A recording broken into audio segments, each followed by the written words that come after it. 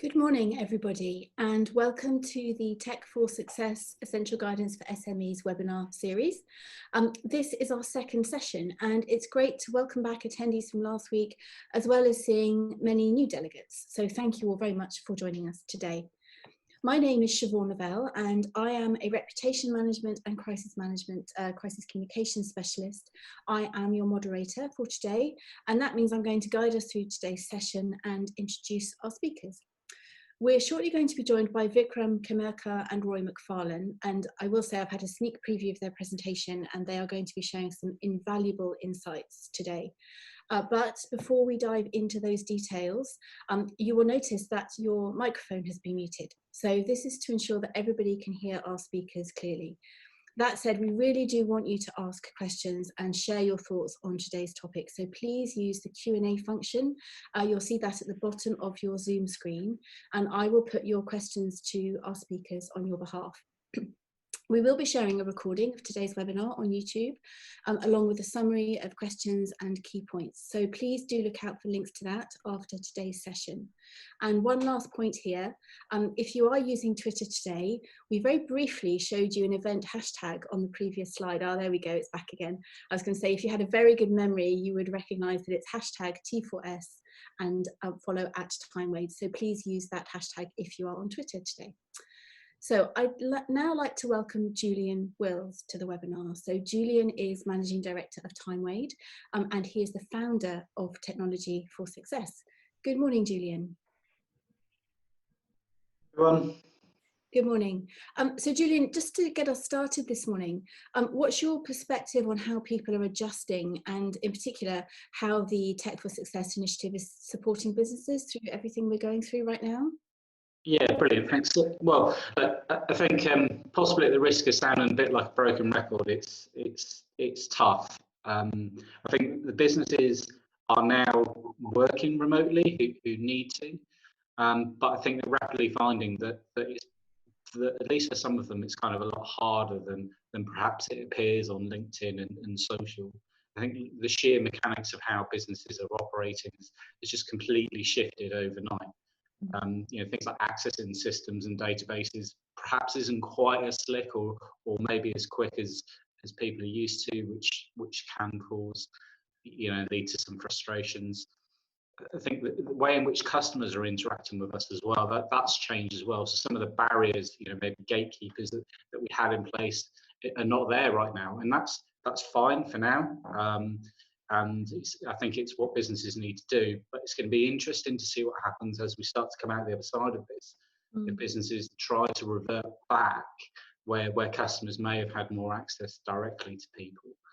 And I think in terms of bringing it back to the actual Tech for Success webinar series, last week we had Dan Pritchard from Astley Media talking to us about comms and marketing, where he shared some really great insights, I thought, on how and when to communicate given the current circumstances.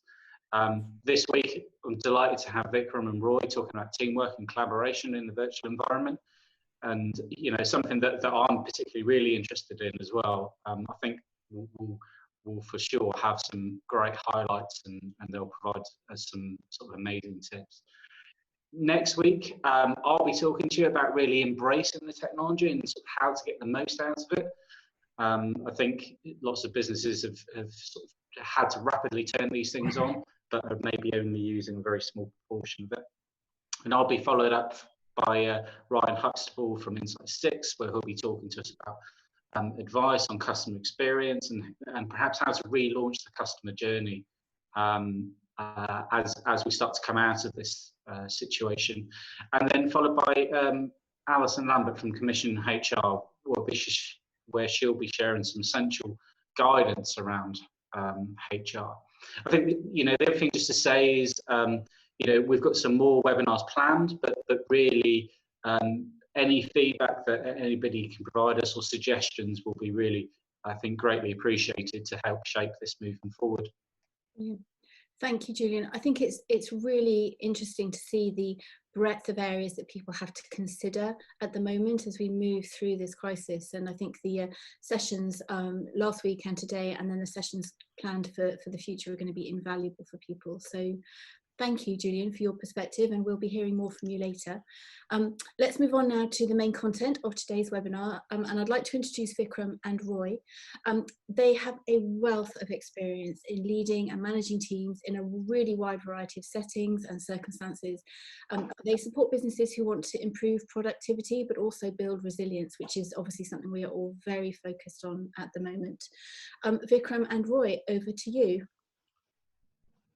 Thank you, Siobhan. Roy is going to start with the next slide. And over to you, Roy. Thank you, Vikram. Good morning, everyone. I'm sure you'll all recognize most of the points on this slide. For the last 10 years, I've been working virtually. It's the only way to work with collaborators in multiple organizations, in different cities and continents in quick succession. The first lesson I learned was the interesting phenomenon of working in the virtual environment where everyone expects you to be available 24/7. This isn't true in the office environment, where if you're not in, you're automatically discounted. The organic activities that we like networking don't happen naturally and have to be scheduled, which doesn't happen in the physical world. Initially, this felt fake, but it was essential. I had to be more open and honest about my circumstances, and sharing this information was more important to everyone else than it was for me. I also had to be more self-reliant, so I've learned to always have a plan B in case of technical difficulties. But the most important part is in virtual collaboration requires a combination of technology, ingenuity, and patience. You can't have a quick cross-desk conversation. But where we are now, the good news is we're all experiencing the same concerns. So for a time, people will be a little bit more understanding. I'll pass you over to Vikram to take you through a normal, typical day. Thanks, Roy. And so the way we're going to approach the rest of our webinar is actually to use a series of activities. Now, what we've done is just develop what a typical day looks like. So the slide you're looking at is the morning session in terms of someone's typical working day. And then the next slide we'll go to in a moment is the afternoon. And the reason we've taken this approach is our approach to helping people learn new skills and tips and tricks is really to put into context, because Roy and I are very strong believers in the fact that information without context is just white noise. So we want to help people think about it in terms of their daily activities. So what we've done, as you can see, is map out a series of activities right from when you wake up in the morning to one of my most difficult questions I have every day, which is what to have for lunch.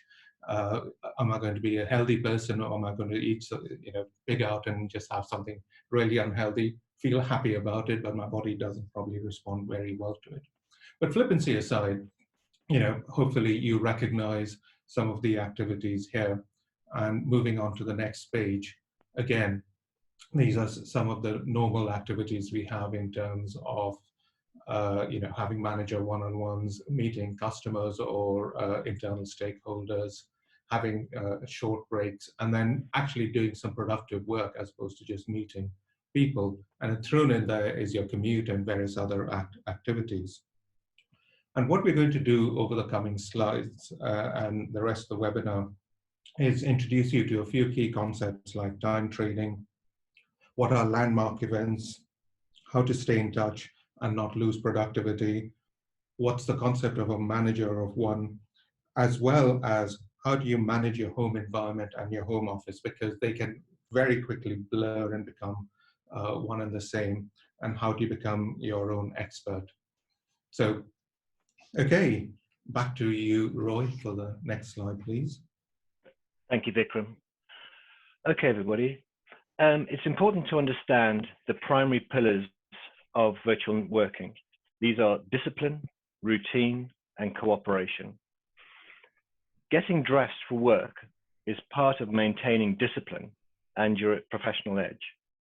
It's important to understand that the home team have seen this routine before, and everyone recognizes what work mode looks like. Using events like breakfast becomes pivotal. This is an ideal time to communicate your needs to make the home team feel included. And it also signals you're leaving for work for them and the start of your mental commute for you. And this is an important part of establishing a routine, because once everyone recognizes a routine, they'll accept it and adapt with it. Home team preparation is about minimizing disruption. Remember to compensate for your demands to create balance. Otherwise, your needs just become unreasonable to everybody else. This isn't always possible, I know that, but it's important to make the effort. Next slide, please, Vikram. So we've spoken about the concept of time trade, and your commute to work is an ideal slot of time to split up and use to your needs across the course of your day. You can use this to interact with your home team, to take personal time or fitness, or to set up your workspace. More importantly, to coordinate catch-up breaks with friends and colleagues. Remember, catch-up breaks are about letting your team know when you won't be available, because in the virtual environment, they automatically expect you to be available. Vikram will take you through what time trading looks like. Over to you, Vikram. Thanks, Roy. So, as Roy said, an obvious elimination is your commute. But taking a step back, if you understand what your day looks like as part of your morning routine in terms of all of the different activities that need to take place, and then you go through a mental check of what can I move around, how can I use my time more productively? Because some of people will have family commitments during the day. So, for example, my kids aren't at school right now, and we've got to manage them all through the day and get them off their computers, which is like using a crowbar right now. But we all have different challenges depending on whether we're single, whether in a shared house, whether we've got a wonderful house and have the ability to just sit at a dining table and work. All of our situations are slightly different, but we still have a similar or the same kind of timeline in terms of activities that we can swap about, move, eliminate. So the point about time trade that Roy was making was it can be moved in terms of what your requirements are. But there are some restrictions around this. The first one is you have to do it in conjunction with your home team as well as your work team to agree what those time trades are. Otherwise, it won't work. And the other aspect is understanding what are the immovable items. So things like team meetings shouldn't be moved around too much. And we'll explain this in a bit more detail over the coming slides. So to just help you continue thinking, we're just going to run a quick poll in respect of what you think your easiest time trades are. And hopefully that should be coming up shortly. We'll discuss the outcomes after I've finished my next slide. So moving on, one of the key aspects of your morning routine. So, you've done the waking up, you've eliminated the commute, but there's still, using your old routine, looking at, you arrive at the office, you switch on your computer. Once your computer is booting up, you go and make yourself a cup of tea, have a chat with a couple of friends or workmates to figure out who's going to be doing what and why. And then you sit down at your desk and you start preparing for the rest of the day. Well, it's important to continue that, but in a virtual environment. So you still need to plan your day, but look to start socializing virtually. So either use WhatsApp or whatever social media you have, and some companies even have work social media. But the point is to start communicating and coordinating what you're going to do, as well as what your time trades are. So it's quite important that you maintain that discipline around your morning routine and you look to communicate with people. Okay, so moving on. Vikram, before we move on, can I just interrupt you there, because we did just do that poll, and Okay. I'm hoping we'll be able to see the results of that poll, because I think that's quite an important moment there. Okay, so everybody can hopefully see the poll results now, and what people are saying is that it's the commuting time which is the easiest to consider in this concept of time trading. Is that what you would have expected? It certainly is what I would have expected, because I mean, there are two commute times, you know, at the start of the day and the end of the day that are the easiest time trades. And certainly what I tend to do with what used to be my commute time is just sit down and plan the day, and plan the day not only for myself, but my family. So that's great. Roy, do you have anything to add to that? No, I totally agree with you, Vikram. The commute is an ideal chunk of time. For most of us, it's quite a big chunk of our non-productive work time. So this is a good piece where people can move around through the course of their day, and everybody understands that this is something that they used to do and they're not doing now. So it's really good to see that people have grasped that bit of insight. So very, very quickly, and it's back to you, Roy. I'm talking about work-related activities. There's no reason why you can't time trade and do exercise or mindfulness activities or anything along those lines, or just use it for socializing. There's nothing wrong with that. The point is about being intelligent about how you use your time. And over to you, Roy, for landmark events. Thanks, Vikram. Okay, just to outline what landmark events are. These are fixed events in your team calendar. These are the fixed points that you need to juggle around your other activities in order to meet. Landmark events are, they form and it's important to create structure so that you can prepare each day. It's important to have this structure to prepare for each day. With other activities being fluid, these provide stability and the essential routine that everyone needs, not only you, but also your family and the home team.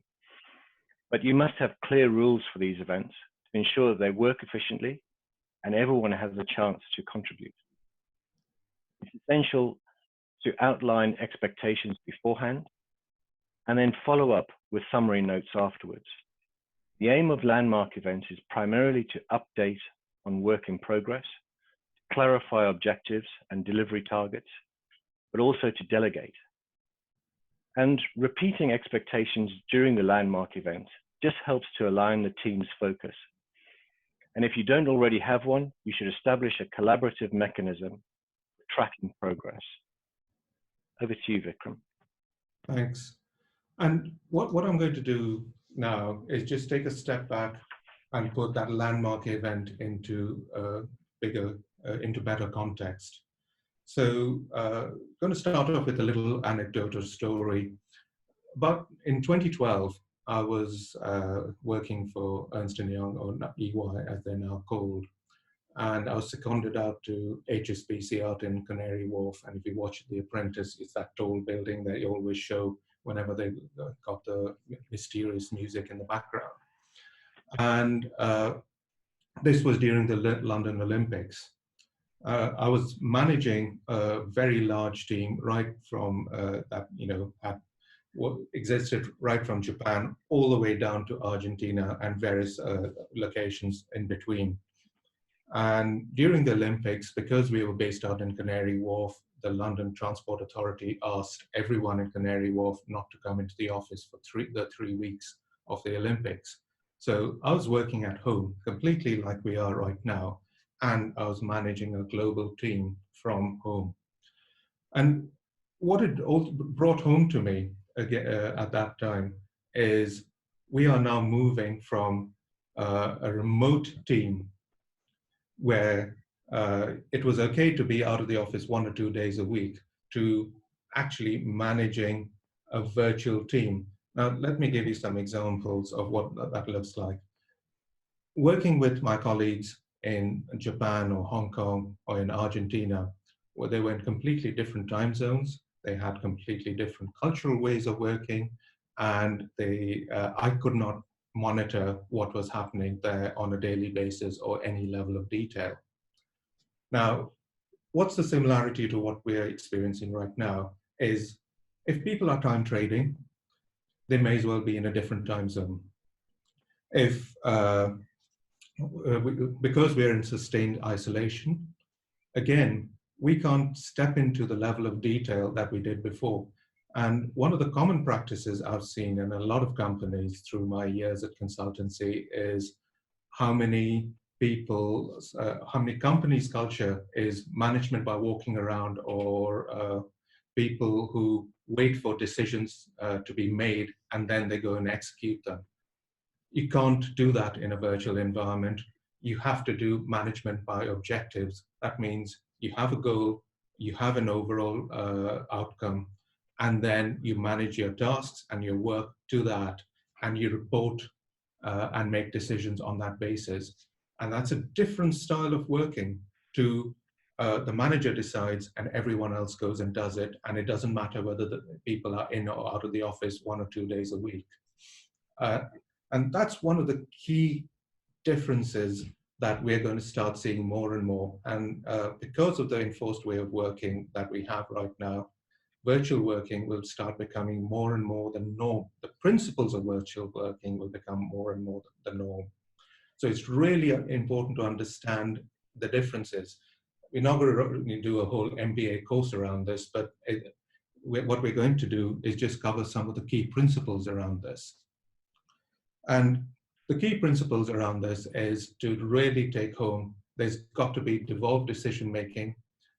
There's got to be everyone who is a virtual worker stepping up to start making decisions on their behalf, on their own behalf, but within the context of letting the rest of the team know what they're doing and why they're doing it. And you cluster all of these activities around what Roy talked about as a landmark event. And that landmark event is where you get together and you decide who's doing what, why, and how you're going to do it.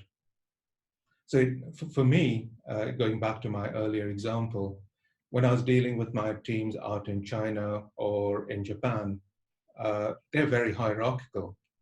So I had to adjust my culture and the way I engaged with them in terms of not being flippant, being very formal, but talking, spending a few minutes with them, talking about how's everything going, who's doing what and why, to get to know them, create that connection, but then dive into, so who's doing what, why, and how you're going to get it done. But I didn't know the real detail of what was going on in China and the local conditions. They were managing that. They were just telling me about their progress. To my team in Argentina, who were very, very non-hierarchical, and Bollywood is a big industry in South America and Africa, and they used to sing me Bollywood songs at the start of meetings. And then we'd go into, so who's doing what and why? So you've got to have that adaptability. You've got to change how you do things, but you've got to understand what's your culture, how you're going to share information, and how you're going to manage your outputs through your landmark events. Right. I'm going to hand over to Julian for just a moment so that he can talk a bit more about how technology underpins all of this. So over to you, Julian. Yeah, thanks, Vikram. I think, yeah, the points you're making, I think, are really sort of ringing true to me. What we're sort of seeing is that businesses have turned on things like Teams or starting to use, use it for video calls or Zooms, and and that's great, but and everybody sort of patting themselves on the back, but really that's only the start. And I think technology is the enabler for all of these different things in my mind. But I think it's important to get the most out of these tools. I think perhaps, for instance, with Teams making video calls and doing chat, it's maybe 10% of what the software does and how it works. And used in the right way, you can create the sort of true levels of collaboration. From a digital approach, really. Those things like sharing in real-time documents for reporting, collaborating on work and documents and projects. All those types of things are part of what Teams or some of the Google Suites software does. So I think really it's perhaps too big a point to go into too much further today, but perhaps quite a nice segue for what I'll be talking about next week. We'll be going into this in a bit more detail and trying to understand how businesses can really truly embrace digital working, beyond the video calls, how they can really probably make much more use out of the software they actually already have. So I think thanks for that, and back over to you, Vikram. Thanks. Over to you, Roy. Thanks, Vikram. Okay, everybody. Well, as Vikram said, that in the virtual environment, things are very, very different.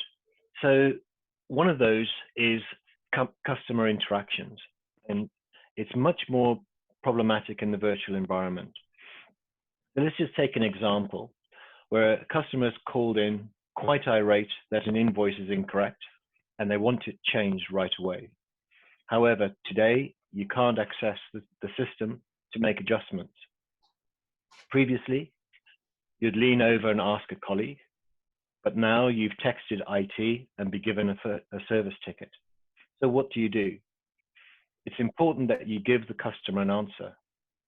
And if you can't resolve the situation quickly, you'll have to deliver bad news. It's a common situation, so it's important that you know how to give bad news. Problems will happen. So you have to work at becoming your own expert. You need to know who your support network are. And most importantly, you need to know how to follow up after you've agreed to do something for the customer.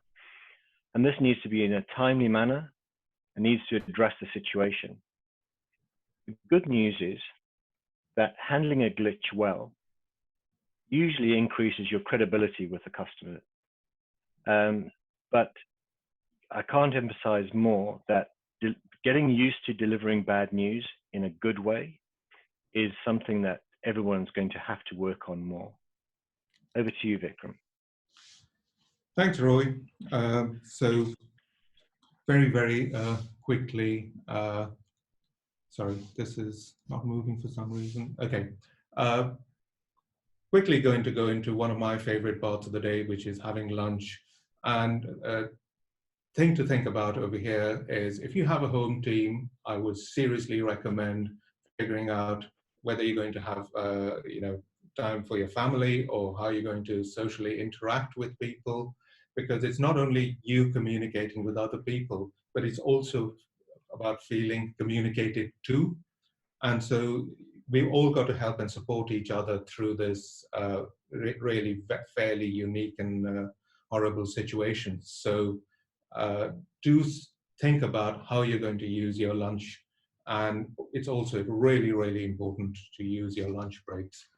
And then we're just going to pause for a moment to do a quick catch up in terms of questions, because we've covered a lot of material and a lot of concepts very, very quickly. So just want to give everyone a breather and do a catch up on questions. So Siobhan, is there anything?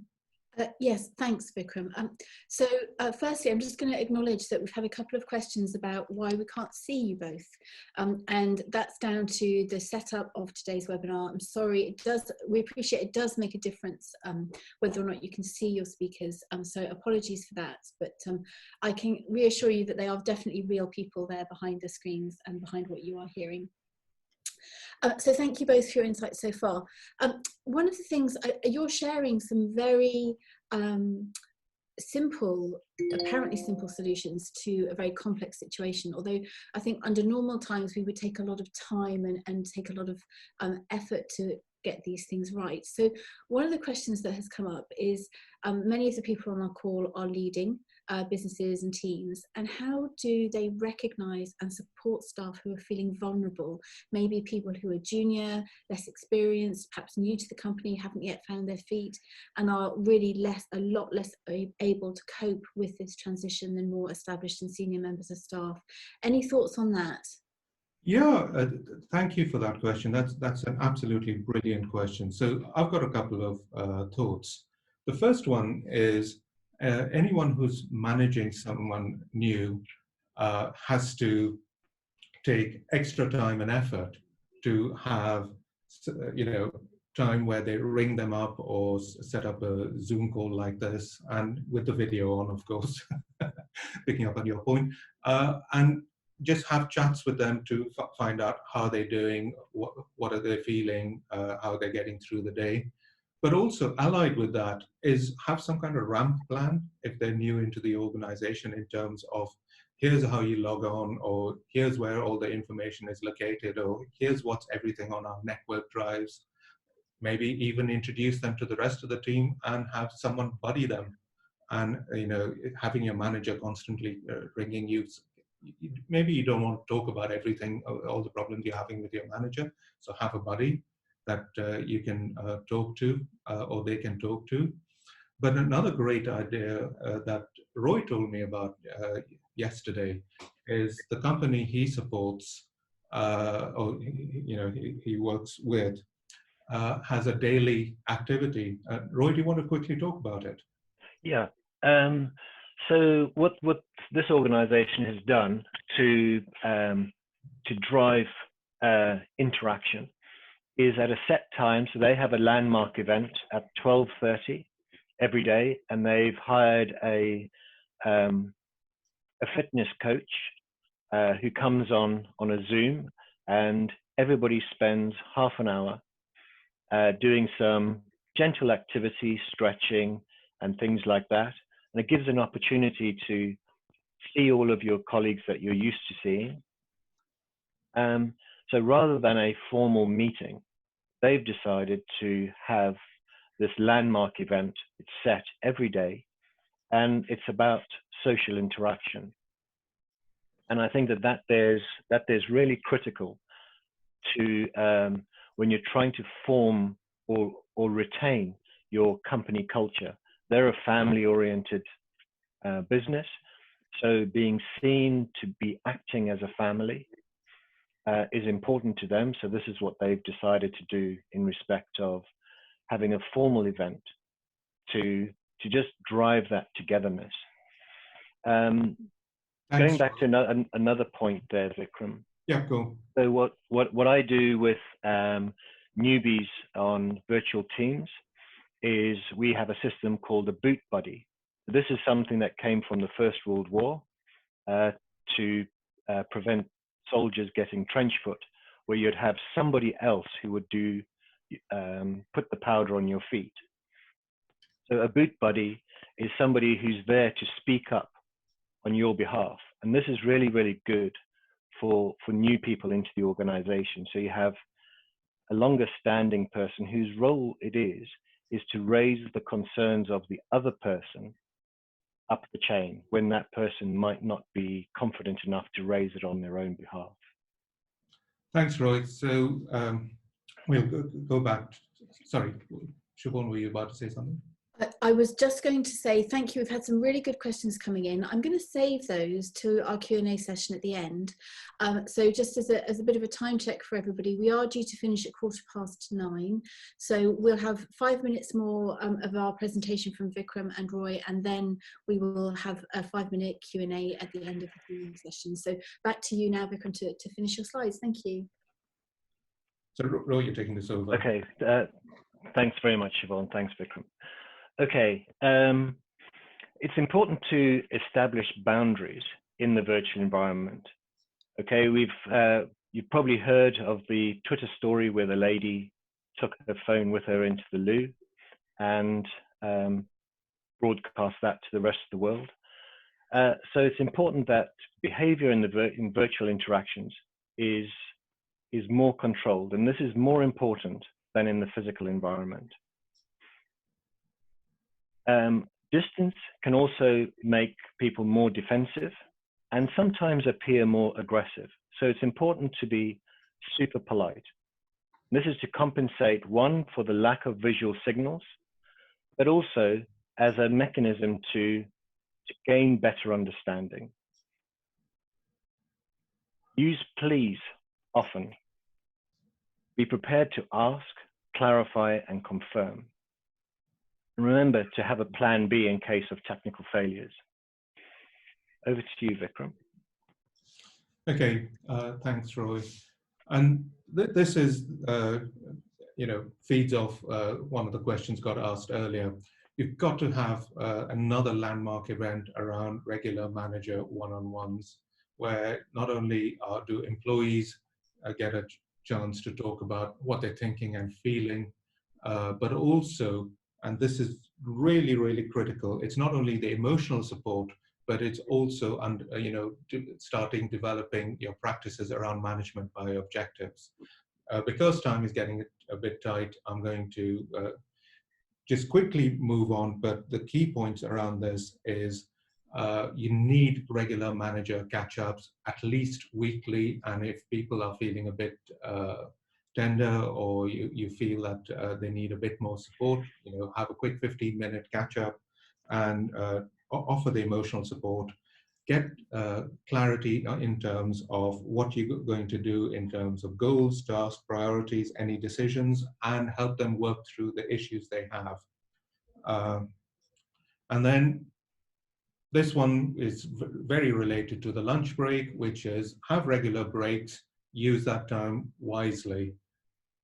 And then lastly, over to you, Roy.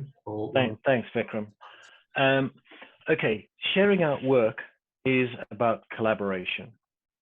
And for this, you need to have firm delivery boundaries. Routine work that often, this is for routine work that often involves working with other colleagues.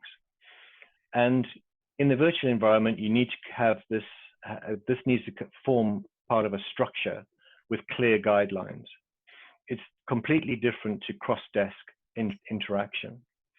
Things like group chats, they're bright, shiny distractions in reality, and they can overstimulate your brain and you become tired, confused, and stressed. So structure is really important. Establish working groups around those who regularly work together, so you can have status updates. Use the phone rather than email to simulate cross-desk conversation. Use an earpiece so that you can continue working whilst talking. And set feedback points. So you can agree a delivery point, but also so you can agree do not disturb boundaries.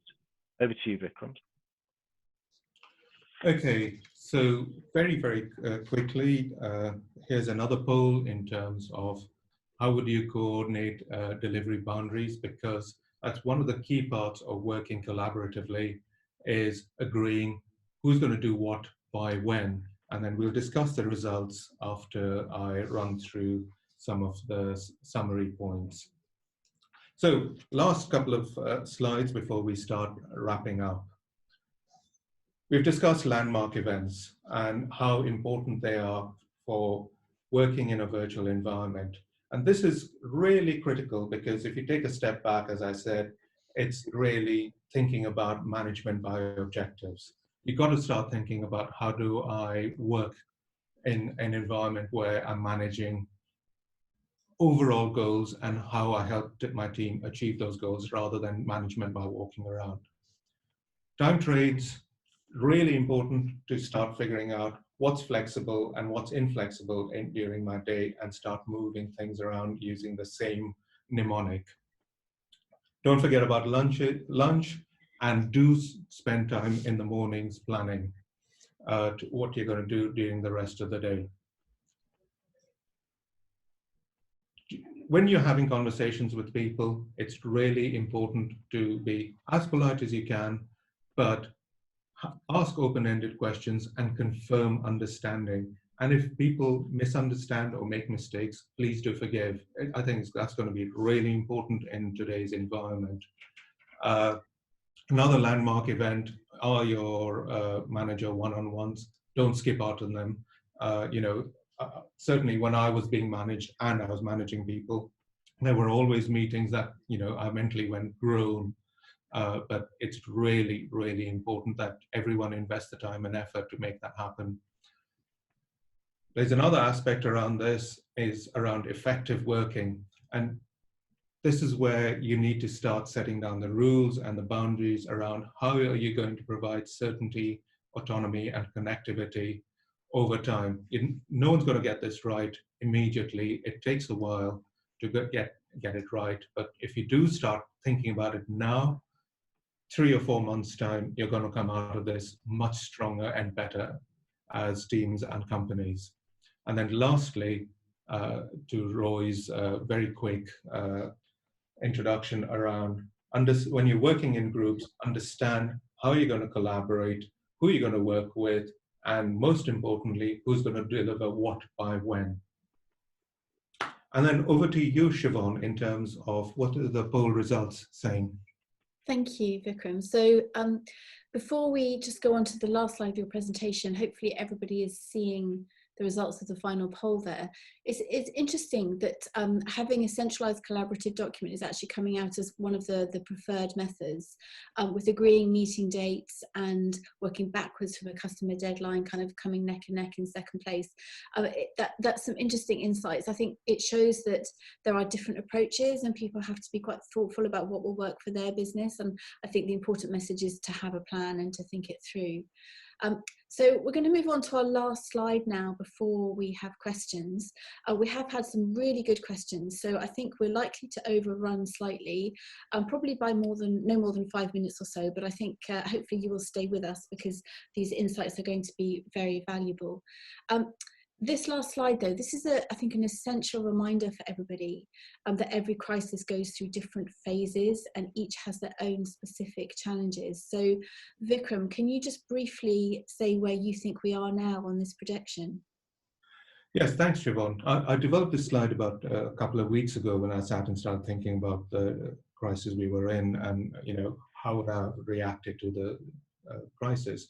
And I think most companies, I've been speaking to a few business owners over the last few days, and the common theme that has come through is we're still in the first phase, which is just managing our cash flow and shutting down taps where we can. But some 2-3 companies were thinking about, so what do I need to do to start managing people who are still on the payroll and how do I keep them productive?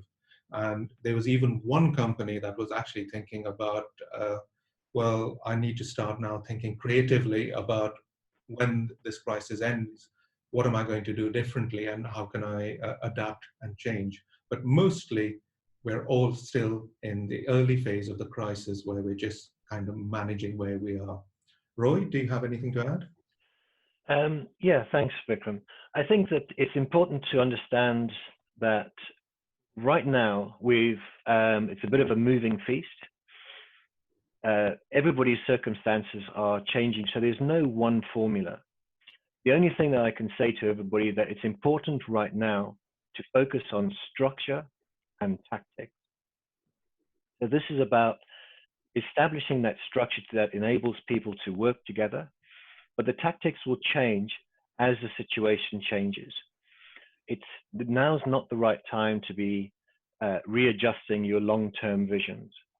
So narrowing your focus to what do you need to do to get by get by next week, the week after, rather than 6 months or where we're going to be in a year's time, is the right attitude to have right now.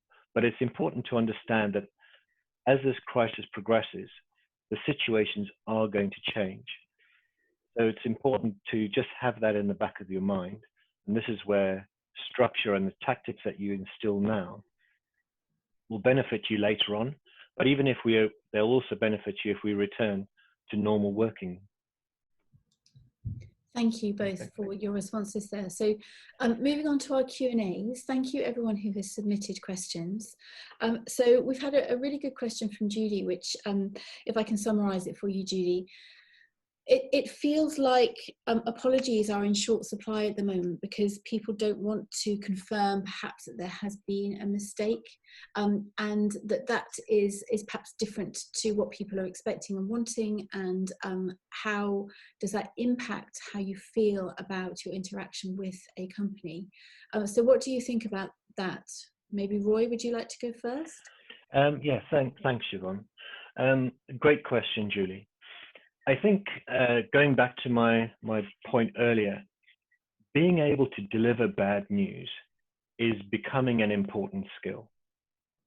So being honest with customers where you're not able to provide things in the time that you thought that you might, and giving them a reason why is really, really important. Keeping customers in the dark is absolutely not the right tactic to use, because whilst they're in the dark, they're in the presence of their own mind, which is all dependent on their situation at their particular time.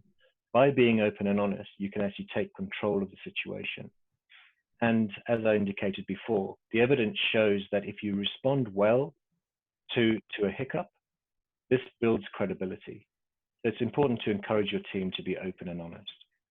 Thanks, Roy. And Judy's just added her thought that she likes it when someone apologises. Judy, I'm completely with you on that. And I agree with your point that it can take the wind out of your sails if you're complaining. It reminds everybody that we're all human, I think, doesn't it? So thank you very much for your thoughts there. Very interesting.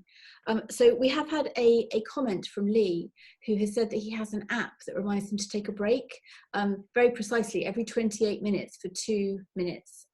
Lee, that sounds like a really good resource and probably something we might all want to look into at the moment. Yes. I'll move on to our next question, which is from Peter. So Peter, thank you for this. You have pointed out that as people have moved from an office environment to home working, there was an element of novelty at first, then realization has hit, and then we are now moving into a phase of perhaps concern. So how do we remain aware of this, and how do we deal with it? Vikram, would you like to respond to that first? Yeah, thanks. That's another really good question. It goes back to one of the central themes that hopefully we've been putting across, is communicate and be sensitive to people. And it's not don't just wait. There's no reason why individuals in any team can't reach out to other individuals in the team. And if you haven't got the commute time, just get in touch, set up a WhatsApp group, and send out silly videos or messages or whatever. Over the last week, I've received something like 12 gig of videos and photos from friends and family and former people I worked with, just keeping ourselves amused to the point where my phone stopped working. So, over communicate, use the time that you normally would have been doing something else, just to stay in touch with people, but at the same time maintain the discipline in terms of treating your work days as normal work days as much as possible, in terms of getting dressed, having your meals, taking those short breaks, and focus on what you're going to go and deliver. That keeps you away from just sitting there and worrying about so what's going to happen next. That's my personal opinion. Great.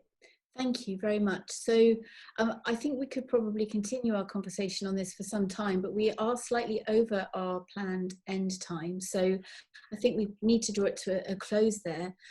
Thank you, everyone, for a great session. Thank you particularly to Vikram and Roy for sharing such thought-provoking perspectives. Our session next week is going to be on Friday, so back to Fridays, 17th of April, and Julian will be talking about technology and IT. I really encourage you to join this session because this is going to be a really good opportunity for Julian to build on some of the points he's made today about making sure your business is really making the most of the technology that will help you and your teams through this. So details of that session are on screen now, and you will find links to book this session and also the following sessions that will come. These links will come through to you on email. You can see on your screen what those following sessions are going to be. So you will get those links through on email along with links to materials from today. So that just leaves me to thank you all so much for joining with us today. We'll look forward to seeing you at 8:30 a.m. next Friday. I hope you enjoy the Easter weekend, whatever that brings for you all. It will be different to what we were expecting, that's for sure. Good luck till then, and stay well, everybody. Thank you very much.